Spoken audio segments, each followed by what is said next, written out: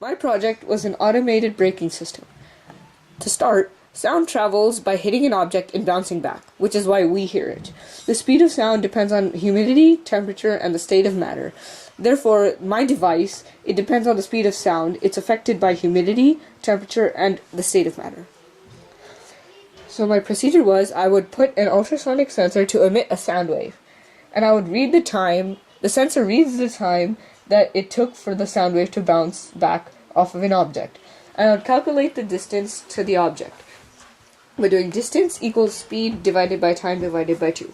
The distance must be divided by 2 because the sound waves are going to the object and back, thus traveling twice the distance.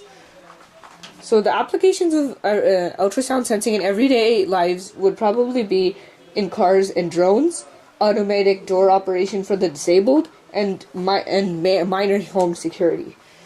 So this device, it sends out a wave and it comes back and it measures the distance. It then displays that on this meter. When it's reading green, that means it has enough distance not to brake.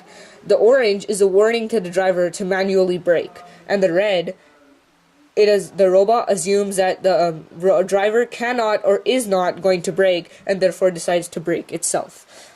The brake works by moving this servo motor and clamping this rubber pad onto this block of wood. This block of wood in a car would be the wheel. So let's see this robot in action. Right now, as you can see, my block of wood is this far away from the robot. So it's measuring about an orange or a red right now. So as I bring my block of wood closer, you will see that the brake is also clamping down on the wheel. And eventually, it clamps down fully. What I learned about ultrasonic sensors is that sound travels at the speed of 768 miles per hour at room temperature and sea level. So ultrasound sensors are high-pitched sound waves that hit an object and come back. I also learned about infrared sensors. Infrared sensors send a longer wave than ultrasound sensors, and therefore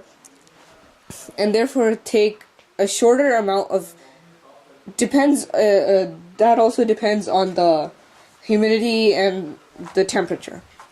So infrared sensors aren't that accurate under the sun, and they are not as accurate in general. Ultrasound sensors, however, are very accurate, and they work in all conditions except one, when the material is sound absorbent, such as this carpet.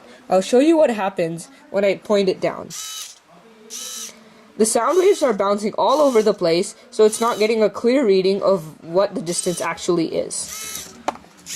However, if I point it up at the ceiling, it'll clearly show that there's enough room for the car not to brake.